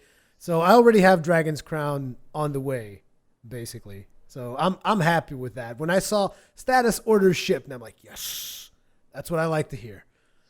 So I'm getting Dragon's Crown. Dragon's Crown is, in my opinion, an amazing game. It is beat them up with some RPG elements and a lot of loot. So tell me According, how the RPG elements were. You know, it kind of reminds me, and I'm sure it's not the same thing, but did you ever play Shadows over Mystara or like yeah, I didn't play it, but I've recently saw a couple of videos on it, so I know what the game is about. is it kind of It like that? it is kind of like that. The thing is, I haven't played it yet, so I don't know the exact like the exact details of everything about the game. But I did see a review recently of Epic Name Bro where he kind of reviewed the game, and I really like when that guy does reviews because he's just like he will put 90 hours into a game and then he'll put out a review. It's like here's this review of this game. You have to play this amount of hours to get to the good stuff. You know, he goes into really a lot of detail, and I liked what I heard because he said that game has a lot in common with Diablo when it comes to loot and that kind of stuff. Oh, that's cool. And I loved Diablo 2. Like I played Diablo 2 for longer than any human being should really play that game. I think Uh, everyone played Diablo 2 more than a human being should play yeah, any game. unfortunately, the That, same thing didn't really happen with Diablo 3 now, did it? you know, I have still yet to play Diablo 3, but I'm probably gonna You're get it. not missing out that much. Just get the console version because I'm gonna that is get the the console version that version. that is Yeah. that you're actually going to have a better experience because the console version would actually, according to the features that they're talking about for the console version, that would actually be the version that I would have liked to have played, and I wished I'd never bought it for the PC. It's Yeah, I that think a lot of bad. people feel kind of like yeah, like Blizzard, what are you doing? Like you're making a cooler game for console. That's not how you roll. It's not about making a cooler game for console. It's about don't desert the people who've supported you this long. I don't know, just a thought. I Do you mean, remember there was that whole thing too when Diablo 3 came out where that guy made that comment about the oh, what was it? About the last Diablo game or what was it? One of the other developers and he's like, "Oh, it's better." And you know what I'm talking about? Do you remember? some guy said you should curb your expectations. Oh, was that what it was? Well, I Oh thought it yeah, was some something guy that I was thought it was like, somebody was who said something nasty about the one of the Diablo 2 creators, and he was like, "No, ours is better because blah I blah don't, blah," or he I was like, he was shitting on someone or doing something like that, and it was I don't know, but either way, I know I've always known that Diablo 3 was steeped in controversy, so the story that I remember is that someone in a forum was like, "Oh man, I'm super excited about Diablo 3. It's going to be amazing. It's going to be the best game ever." And a developer actually came, a developer or a community manager or something actually came and said, "Well, you need to maybe lower your curb expectations your a little okay. bit." So, and that's what happened. And then the guy who was one of the project leads basically Yeah, said then this he guy's went there an and he asshole said, or something "Yeah, like that. And then yeah, and then that caused the whole and then that was what blew up Reddit for like 2 weeks, I believe, if I'm not mistaken. yeah, it's." That was It, wa- last. it's just so hilarious. How can you even if your game is not that great, you can't say that. I mean, how are you gonna? I would have fired him. Like if I was his boss, like, dude, you're fired. I mean, what the hell are you doing? Get the fuck out of here. Clean out No, your no, office right this no, well, second. he wasn't no no no no no no no no. I remember it wasn't the guy who was working on Diablo 3. It was one of the guys who worked on Diablo 2. And then the guy who was working on Diablo 3 said that guy's an idiot. And that was the guy that like and then that's why everyone blew up at him because then I can't remember their names. I so wish I could remember them. But essentially that's what happened was that so he had basically said that about this guy and then everyone on the internet basically was up in arms and was like, "How dare you say that? Diablo 2 is a much superior game to your crappy Yeah, game." And but that was the beginning of controversy with Diablo 3. I still like to get into Diablo 3. I think it looks yeah. Get into like it I when could. it comes out on the console. I will. That's what I'm going to Yeah, do. that's gonna be amazing. You're gonna get a It's PlayStation 4, right? I'm so excited. Ah, It's coming out for everything. I I'll don't. yeah, I'll but tell you what. I'll tell you what. I'll tell it's you not what. going to have crossplay most likely. It's going to be like PSN not going to communicate with Xbox Live, I don't think. See, that would be all. Well, I'm pretty sure about that. But here's my thing. Okay, if that EverQuest game does come out on PS4, that might. I'm just saying. And if anyone at Sony Ooh. cares enough about me buying a console, it's listening. I'm just saying, maybe I'm not alone here. Who knows? Maybe you should think about that. That's all I'm going to say. I think they're gonna do it because here's the thing, right? If the Elder Scrolls Online is gonna come to PlayStation 4, Yeah. why would they not put EverQuest Next on PlayStation 4? It doesn't make any sense. Look, I think consoles are due MMOs, and I think it would be a really cool thing, especially now with most of the models being free to play anyway, and all this other stuff, and the marketplaces being so much more friendly to that kind of thing. I don't know. Honestly, I think that they could probably get away with doing it a lot more. I know that they've always been somewhat apprehensive about putting MMOs on consoles. The only one I can think of in recent memory, well, there's probably more than what was it? It was DC Universe Online, that was one, and I think they did another one too. But was that the only one they've ever done? No, there were more MMOs that went on consoles. I can't remember all of them right now, but I'm pretty sure there were more. And Warframe's gonna go to the PlayStation 4 as well. Warframe's going to be PlayStation 4 exclusive, I believe. Yeah, it better be exclusive. They got all a spotlight at the Sony booth and stuff, so they kind of have to be exclusive. I think. I don't know. Yeah. Either way, somehow we've devolved into debating MMOs and Diablo when we should have really been talking about Dragon's Crown. And on the topic of Dragon's Crown, I wanted to mention the whole controversy in regards to the art style and whatnot. So, where do you stand on the whole thing? What, that they have girls with like size triple K breasts? Yes. Uh, I think it's a little absurd. I think that like I I'm always one that like I will call out. I think it's absurd that they did like that they do those kinds of things, and I think that I agree to an extent that it is immature. I don't necessarily. I'm not a full on like in the can for like Anita Sarkeesian type person who thinks that like it's inherently sexist. I think that it's sexist light, but it's not like it's basically just it is. It's a sexualized imagery thing. I mean, they've done that in anime for years though. I mean, my whole thing is that like, anime has always been like over the top in these kinds of things, and the art style lends itself to that is the style that it lends itself to. So, I don't know. I mean, I don't know too much about it. I mean, I think if you have a girl fighting hordes of monsters in a bikini, I think it's ridiculous. Like I've always been of that mindset though. I don't understand why. Like I think it's silly that you have a girl fighting in a bikini. Like I just they've made that joke so many times with like armor You and have Yeah, armor in MMOs. It's the reverse way around for men. The more armor you got, the more armor value you have. On females, it's the other way around. The less yeah. armor you have, the more armor you Well, they actually always have. leave like areas exposed that I would imagine should probably be protected if you were actually trying to protect. Like she's like, all right, like I'm pretty sure the only place that you can hurt a woman is not the nipples. Like I don't Yeah.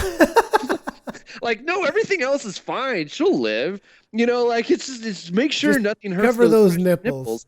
And yeah, and her genitals. That's like and her genitalia. Like that's the only areas you really need to keep. And you can hit her on the backside. Just make sure she wears a thin G-string that protects that center area. Like I like I don't understand like from a practical standpoint, it's ridiculous. Like right? Like why wouldn't you just give her armor? Like that seems like a like if she's really tough. Like here's a great example, right? Like the girl from Gears of War 3, right? Anyway, that girl, like she was like Anya. She's like fully stocked. She's like wearing as much armor as the rest of the guys. And like I was like, yeah, that's cool. And then I've always had this issue. But that being said, where do I fall on the I think it's ridiculous. I think it's silly and ridiculous. I don't think it's I can understand how some people could perceive it as offensive. I don't think it was I don't think it was intention to be offensive. I just think it comes from a different mindset. And Um, here's the thing though. Would that like that, affect your gameplay experience in any way, shape, or form? Like, oh, I can't deal with those juggling boobs all over my face. I can't deal with that. I can deal with it, and I have been dealing. I mean, like I've been playing games that have big boobs all the time. I mean, not all the time. That sounds terrible. Yeah, I'm just a big boob game player. That's how I like to do it. I'm like, hey, like when I go to a game store, I go, hey, can I buy this game? And he's they're like, Aaron's yeah, game man. And I'm like, well, wait, before I do, prerequisites. what are the boob situation in this game? And they're like, on Metroid, not much. And I'm like, fine, I guess that's a pass for me. But No, you go like, how about the jiggle physics? How's that going? the jiggle physics are very important. I do think it's fascinating that they have designed like physics systems for like both boobs independently because apparently like some guy in the game and he's like, that's not believable. Like he's like, How that's can they not jiggle symmetrically at the yeah. same time? He was upset about that. And then they were like, yeah, you got a point there. They're like, no, there's a lot of things we have to fix in the gameplay side of gaming, but no, really, this is But focus we our really need those boob physics. we really do. That's like Really priority important. number one. I think at the same time, and to be fair, I think they should also have testicular physics as well. I mean, I think that would, like I've been seeing guys in various speedo type things, and I'm like, that's not believable. So That would be. where's the? That's just so bad. It's just like let's even it out. Like I want to see what's really happening. If I'm gonna play, You do? I'm saying, I'm like, I don't. How do I know? How do I know? So I don't really want to see what's happening. I'm You know, being facetious about the whole thing, the but problem is, you just having said that, I'm like picturing this thing with physics. Like they did some kind of simulation in Dead or Alive 2 where they had like one boob jiggling one way and the other one jiggling the other way. yeah, I'm like picturing the same thing but with nuts, and it's just oh. well, Then one comes out. No, like, man. like it flops out of the underwear, and you're like, that's super believable. Now I feel much better about this game.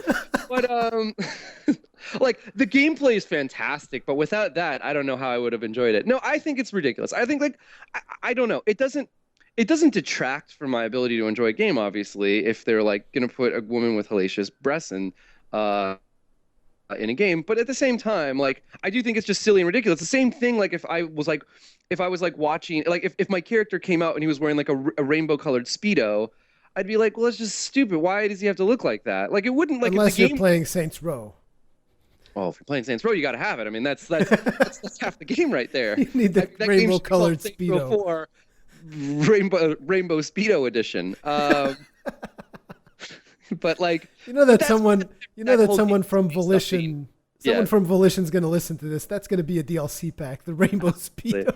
Absolutely. No, my whole thing is I just think it's silly more than anything else. Like I think it's ridiculous in the sense that like I don't understand why like there's no like it does tend to lend itself to a much more I think like obviously it doesn't speak to an audience of mature adults and go like this is a serious story. I mean, like you don't see that as much like in like Game of Thrones, right? You don't see like, like when the women go out and they fight, they don't like, all right, better put my metal bikini on and get this party started. Like that's not how it goes. It's like more like, they wear legitimate, armor and stuff. Like what's her name from Tarth? Brienne of Tarth. Where's the whole Here's the thing, though. I mean, I think of video games as escapism. They don't always have to make sense. As a matter of fact, like for instance, one of my favorite game of all time is Dark Souls. Doesn't really make a whole lot of sense if you try to put realism on it. It's like you're an undead. Oh, reality's out the window. Forget about that. So and here's the thing. Also, Dark Souls will also put the females in the same kind of armor as males. So Yeah. there's no disparities there. But anyway, no. Dark Souls is very good. I mean, well, because Dark Souls uses much more generic models too, I think. Yeah. But the thing is, I am a believer of freedom of choices when it comes to video games. So if the developers want to do something like, let's say they want to have the sorcerer with really big breasts, that's their prerogative. It's not my problem. I mean, nobody seems to have any problem with the fact that there's a dwarf running there with, he's basically like this bodybuilder dwarf with only a thong as well. It's pretty much what well, it's not really. Is there a thong. bodybuilder dwarf with a thong? Yeah, it's not really a thong. It's more kind of like a fur speedo. He's got this furry speedo thing going. Like Well, Conan. I mean, like Conan has is the. a furry speedo because they Lycra wasn't invented at that point. There's they didn't have the fabric to make a normal speedo. So if he's gonna put on any speedo, it's gonna be a fur speedo. So yeah, they have this dwarf, and he's also like ridiculously proportioned. Like he's like just a big block is what he is, just like chiseled. And I don't think that's ridiculous either. So I what mean, I look, mean is, here's the thing. it's not like it's not ridiculous. I don't think it's not acceptable, and it's definitely not going to affect my gameplay in any way, shape, or form. And I am most certainly going to be playing that dwarf because dwarves are fucking amazing. I Just, know that's your just thing. saying. You and yeah, I know you and the Yogs, you and your dwarf love. I'm, although you know what? Hey, but anyway, I'm not gonna go into that. But anyway, the point being, you're like, what was he gonna say? What was he gonna say? No, but it was just off topic. What I was, yeah, I don't know. I mean, my whole thing is that like, look, I'm all for that. I'm all for freedom of expression. I just think that like that choice, like when it comes down to like making a girl with believe me, like I'm not one of these guys who's all about like I don't think that like I'm not a big Here's the defender thing, though. just for the whole hold on one second. I'm not a big defender of this whole like, female tropes and all this kind of stuff and like, oh blah blah blah. I mean, I think that women are becoming more prevalent in gaming just because girls are playing games more. And as that happens, we're going to go through a transition where it's going to be less kind of masculine focus and a little bit more androgynous. That being said, I do think that there is, like I've always said, that like, like some of the anime type things, some of the depictions are a little bit ridiculous. And meanwhile, it's not going to affect me personally. I can understand how someone could take offense at that, and I would totally be, my whole thing is that like I don't know because I'm not affected by these kinds of things, right? So it's like if I'm playing a game and there's a dude running around in a speedo and all that kind of stuff, like I'm going to say like that's ridiculous. It's not going to affect me. But I don't know. I mean, maybe you do have to be like a little bit like, look, if you're selling a game and it's a commercial product and you're trying to sell it to as many people and trying to get more people involved, I think maybe you do be a little bit more sensitive to that kind of thing. And I think it's one of the few areas where it was kind of ridiculous. And I can kind of see where people are coming up with that. But that being said, the game has gotten like stellar reviews. So clearly that has not been stopping people from enjoying this game. I just wanted to bring out the fact that you keep bringing the whole thing about women being in lesser clothing, but like the sorceress is fully clothed. She is. I don't think she's naked at all. Doesn't the sorceress have like, yeah, but isn't her like top down to her nipples? Yeah, it is. Yeah, exactly. But she's I don't not think wearing I wouldn't armor exactly though. call that. She's She's not not. wearing armor, but that It's doesn't not matter. armor. It's just clothes. I mean, I know, but that's just. But it's not even that. Why does she have size triple K, Brett? Like, I don't think that has ever been a thing. Like in like the history of all things, like there's never been like. Japanese people like big breasts. That's just the thing there. In case you did not know about Japanese culture, Japanese men like big breasts. Well, apparently, but it's just needless to say, it looks silly.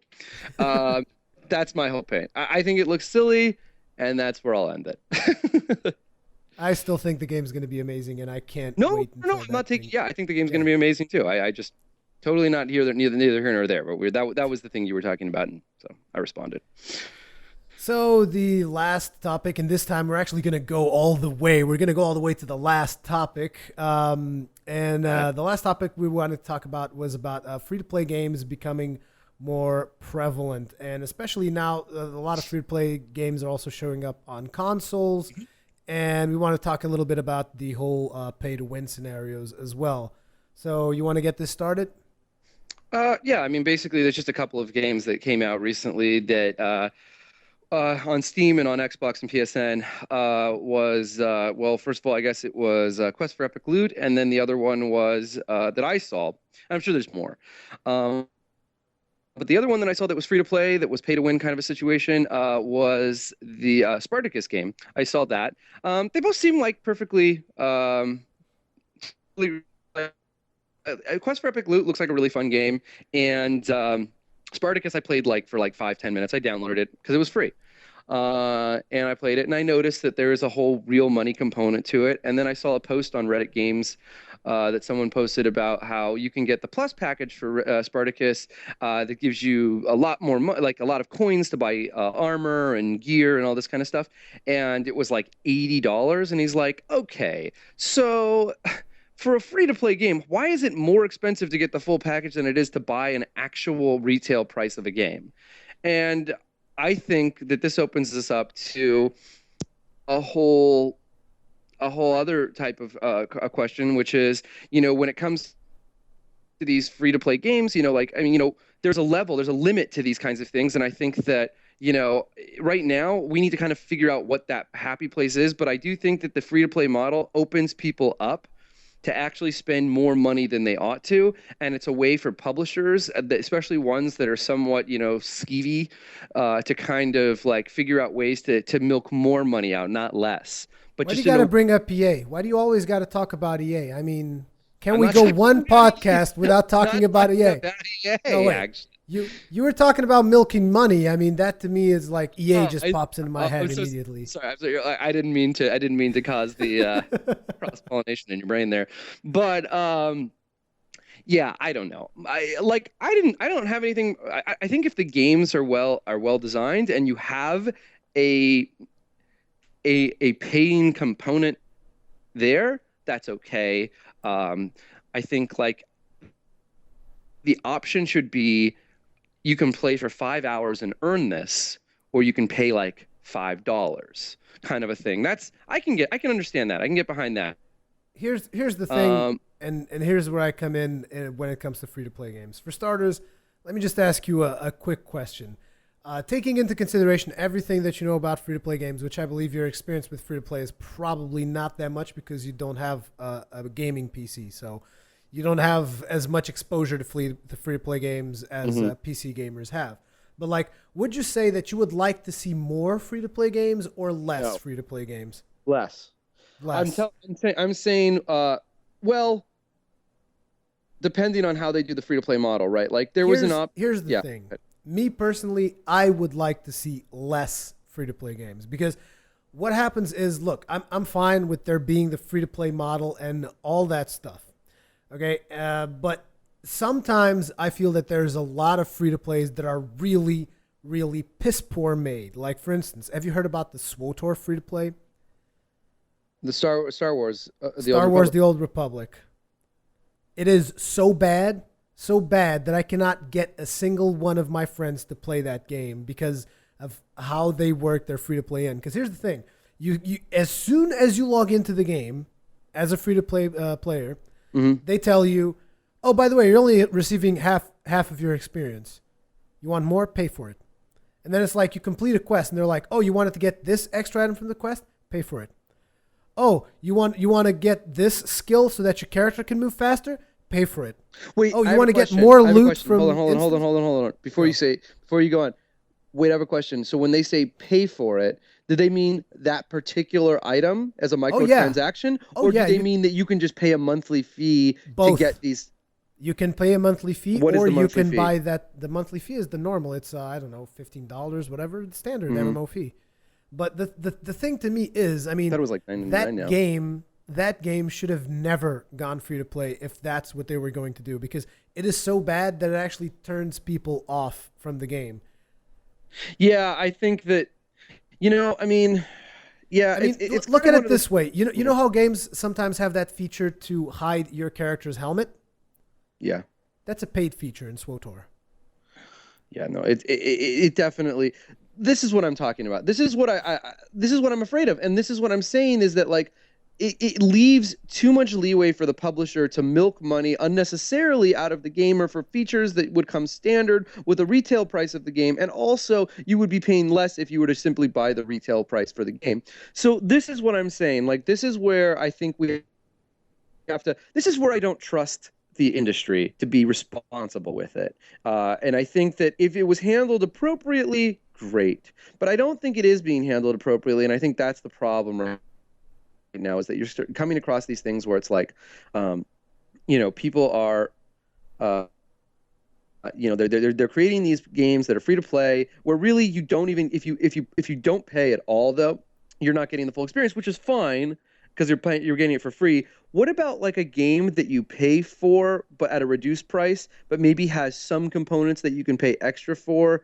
I mean, I'm not necessarily opposed to DLC if it's worthwhile, if there's something interesting there. I mean, I don't know. I think that the free to play model is good in that its intention was good, because the intention was, let's get people in the front door first. And it's like some people might be turned off if it's a new IP and they're not familiar with it and they're asking for $60 right out the gate. Maybe that's a tall ask.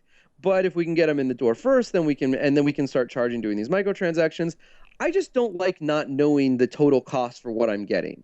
I feel like that's what's uncomfortable about it, right? Is this idea that like it's not like, oh, I'll pay for this here and there. It's like, what if I end up spending I like think though $250 for this, on stuff in this game? I mean, on a game that would have cost me $60 if I would have bought it retail. Like that's an uncomfortable thought for me.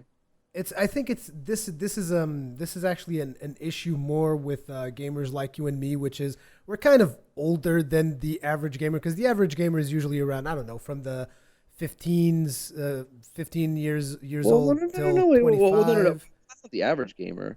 I mean, the No? average gamer is like no, he's like in this mid 20s to yeah, it's like early 20s to early 30s Well, is there like the you average go. gamer. You're 30 Uh, something.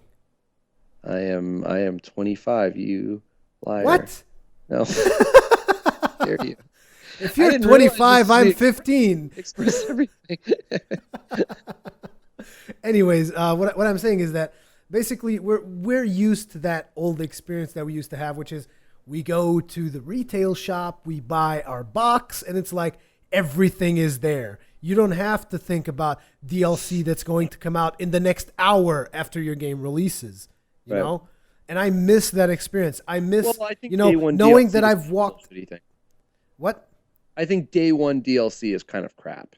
Yeah, it most definitely is. And the thing is, what really pisses me off is like I miss that feeling of actually coming out of the shop with a box and knowing I have everything I need right here. There's nothing that's being withheld from me because I have everything in this box. And right now, whenever I'm buying a game, my thought is, okay, where's the DLC?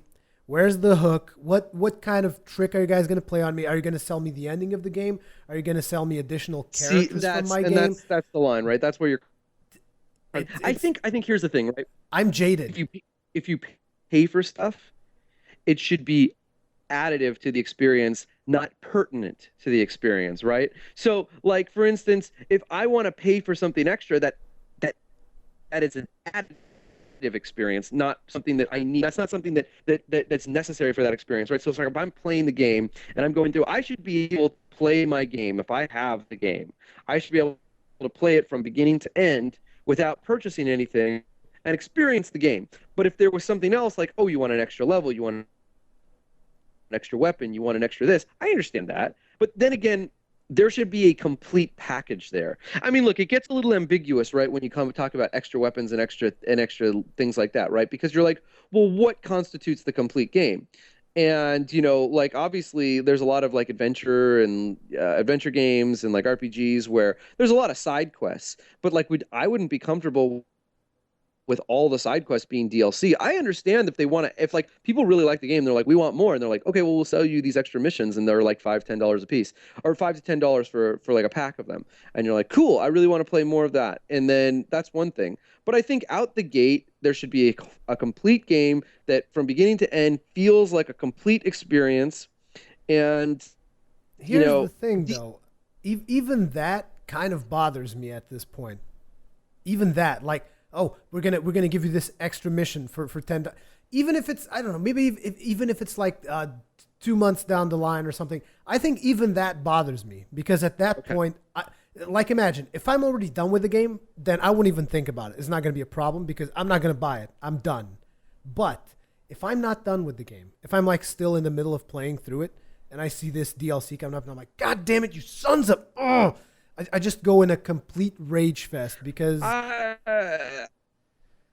look. With I like miss the Bioshock complete Infinite, experience. Bioshock Infinite DLC is coming out pretty soon. Bioshock Infinite came out in March. They're going to release the DLC in August. The DLC is going to be, it's a two-part DLC. It's going to be $10 a piece. So they get the whole thing is $20, and it's basically it's going to be a completely different scenario and a completely different location that doesn't take place within the map framework of the game. So you're going to be in a completely new area that you don't have access to. That's not there. It's not like you could like there's this door that So you it's can't a open. different storyline, is what you're saying. Totally different storyline. They're I craft guess I'm okay with that.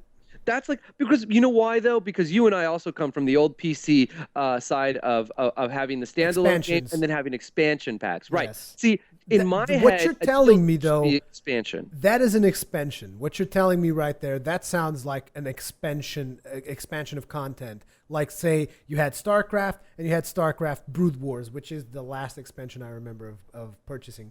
So that is a legitimate expansion in my eyes. What you're telling me, because I haven't really seen any information on it so far. Right. But Like if they're gonna add like a new, yeah, go ahead. Sorry. there's some ridiculous things, like for instance, and this one is going to be like one of the cases where I actually bought it, but it like, oh, it pained me so much, which is Mass Effect 3 Day Yeah. 1 DLC, the Protean sidekick. Okay, so that was bullshit. I'm sorry. It's like, that is complete and utter bullshit. I don't care what anybody tells. There is no defense because, like, the Proteans are a big fucking deal. That is like the last surviving Protean in the world. Well, yeah, but not only that, but that character is a big deal to the story. Exactly. Like you can't like he wasn't just like an extra character. They're like maybe this, and you're like cool. Like no, that is that character is clearly part of that the story, experience. and to That's leave it. him out and say you have to pay, that is like pay to see the ending. Yeah, exactly. And It's crappy, and it was. But that being said, here's why I don't hate Mass Effect 3 on the DLC front, because they gave so much awesome DLC for free. They did? Yeah. What are you talking about? All the multiplayer stuff that you did was all of that, all the new classes that they added, all the new weapons that they added, Oh, you're all talking the about the multiplayer. Okay. yeah, it was all free. I mean, that was all. I mean, if this was Call of Duty, that would have been $100 of Oh deal. yeah, easy. But then again, they also had microtransactions on that multiplayer. No, what do you mean? Oh, they had the option, but you didn't have to. Yeah, but they had microtransactions there. Yeah, that's what I'm saying. Like, I don't mind if they have the microtransactions, if it's like, hey, like play 3 matches and get enough points to open up this packet, or pay a dollar. Like, that doesn't bother me as much as like, you have no access to this. Like, and also, or they make it ridiculously difficult to get, right? So if Yeah. it's like if you want this weapon, either win 1,000 matches or pay me $5. Yeah, Like there's that some is stuff like that. crappy, right? Because that's like extortion. Like you don't do that. Don't make it like I understand that there's people that are just casual gamers that aren't going to play the game that long and they want to have the experience. They're willing to pay a little more for it. Great, but don't put me in a situation where like me, who's a hardcore gamer, now feels like I'm never going to play 1,000 matches. I'm a hardcore gamer. I'm not going to play that many matches. Like you go to hell. Like Yeah, don't put me in a situation where all of a sudden now I'm like, great, now I'm going to give you $5 because I kind of want to see this weapon. I mean, here's the thing. At the end of the day, I'm not going to give you the $5, and I'm going to feel cheated that I didn't get to see this thing because you made it so difficult for me to get it unless I paid you $5, and I feel like you're taking advantage of me, so I'm not going to give you that $5, and everyone feels bad yeah, all around because now I feel like you made me so like I don't want to pay you money because it feels like extortion, and at the same time I'm not going to put in the amount of effort because you made the task in order to get it ridiculous. and that's where you come into situations in certain free to play games where it's basically there's a lot of pay to win situations. Yeah. Like you had some of that a while ago in the Mighty Quest for Epic Loot when they allowed people to pay for pretty much everything that you want to do. It's like, oh, you want to do this thing? Pay this, and boom, you could just basically take your castle to max level just by using real money. See, that's I mean, on a multiplayer side of things, that's kind of crappy, right? Because like, I don't know. And to I be mean, completely honest, even in its current state, I was really disappointed with the Mighty Quest for Epic Loot. I mean, maybe the game is not designed for me because the vibe I'm getting from it when I got to a certain point in the game is it's like, so this is like a social game. It's kind of like Farmville. You're supposed to come here every half an hour or whatever and gather your vegetables or whatever the fuck you want to call it. Because here's the thing. I was actually starting to get into it, despite the fact that the gameplay to me was not the best because the controls feel a little bit simple. Let's put it like that. It is a very simplistic game when you're invading other castles. And I was like, okay, so I want to make my castle harder for people to invade it. So I need to start upgrading things. I'm like, okay, I'm cool with that. So that means I need to do two things, right? I need to go get gold from other people's castles, and then I need to go back to my castle and upgrade things. Okay, that sounds like a perfect thing. It sounds like something I could definitely do. So I go and I rob a couple of castles, right? I think those were even NPC controlled castles, whatever. I come back to my castle and I'm like, okay, I got all this loot, all this life force and the items and whatever you need to make things. Then I go there and I'm like, okay, let's upgrade this thing because this is what I need in order to get more monsters or whatever. And I click upgrade and it's like, okay, this is going to take 30 minutes. And I was like, oh, that's kind of long. I really don't feel like going And out they're like, there. but And if you pay us $5, you can have it right now. it's not $5. It's like it's 3 blings or whatever the hell their currency is. Because I didn't even buy anything. They give you some blings at the start of the game. So I'm like looking at that and I'm like, oh, so I can pay 3 blings so that get this thing done instantly. But it's like at that point it's a social game because I'm not gonna go and siege castles for half an hour because I'm even gonna go over the cap of my resources. It's like I'm gonna be sieging castles for no reason. Well, that's the thing. It works on mobile. I mean, I'm not a big fan of it on mobile, but it works in mobile in that, like, right? So because it's a like, social game at that point. right, It's like right. Farmville. Right. Okay. So like, here's why. Because it works in mobile. Because in mobile, you're like, you have to wait a half an hour. So you put your phone down, you walk away, and then a half an hour later, your phone bings, and you're like, oh, do this, do. But like, nobody plays Steam games and console games that way. That model might be okay for mobile, but it definitely doesn't work on that level because no one's going to sit around and go, I guess I'll go make myself a sandwich. And then when I come back, hopefully You're gonna take half an hour to make a sandwich? No, you better go and make yourself a steak dinner. I'm gonna make myself 4.5 sandwiches and then eat them very slowly. I've done the math. I know what I did. It's just I was really disappointed with that game because I was kind of getting into it and then it's like, oh, here's this upgrade. So you takes feel half an like hour. it really takes away, right, from your ability to enjoy Yeah, and the the experience. fact I feel like if I would have paid $40, like if I would have paid $25 for this game, exactly. and then I would have been sitting here and I would have been like, and all this stuff was afforded to me, it wasn't built like this, I probably would have been having a really, really good time right now. I would and I've have been bought talking it. to the I store, would have like, great. pre-ordered it if I could have buy it and just have access to everything. And then I'm always thinking in the back of my mind, like, oh, there's this person probably he's going to spend some money on his castle, and it's going to be a lot harder for me to get in. And there's also a little bit of another kind of unbalance in that game, in my opinion, which is the fact that basically you can raid castles of any level. So I had like my level 5 castle, which was stuck in its half-hour loop of upgrading something so that I could actually build some decent defenses. So I try to put the best defense I could possibly do. Like I actually built the castle in a way that you would actually have to go through tight corridors. And then I put a whole bunch of annoying ranged monsters and glue mines so that people would be slowed as they go by. And the ranged monsters would be like spread out all over the place. So then you would have to hunt them down one by one. And then this level 8 guy goes into my castle. And I'm watching the replay. Guy goes in, he does one skill, kills everything in the castle. And then he sends me a message saying, you need to work on that defense. And I was like, what? I'm like, there's this level 8 guy, completely steamrolls my castle, steals some of my loot, and he tells me you got to work on defense. How the hell is a player that can just steamroll through everything you have even allowed to see? I don't know. I'm gonna tell you this right now. My thinking of it, I think you need to work on some of your defense. I saw that one coming. No, but it was weird because I couldn't even put more creatures on the castle. It was capped out. Like there was nothing else I could have put there. And I'm not just putting creatures randomly. I'm even taking like this care of putting booby traps and hiding certain creatures and stuff. The guy just goes in, presses one button, everything explodes. And I'm like, okay. And then I go to someone who's in a level 5. A lot of money and I spent it.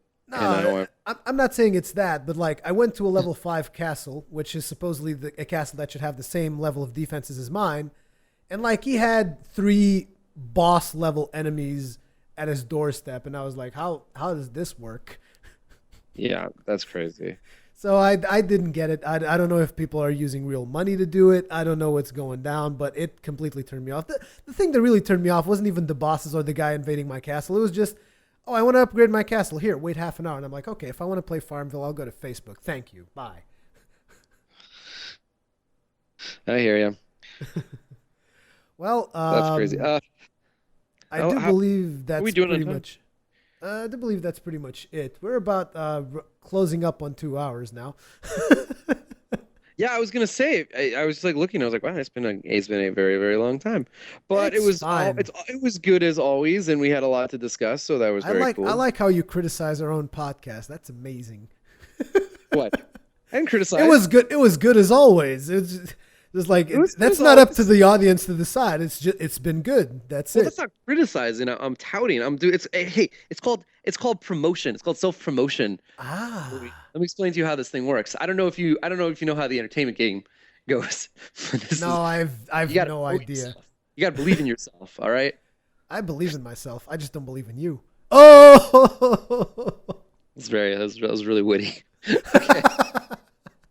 Okay, but yeah, that is going to be it for this podcast. Unless you have anything else you want to add. No, I'm good. I think we covered everything that ever needs to be covered in a video game podcast. So you're welcome, everyone. Yeah. Thank you very much for watching, and we will see you guys in the next one.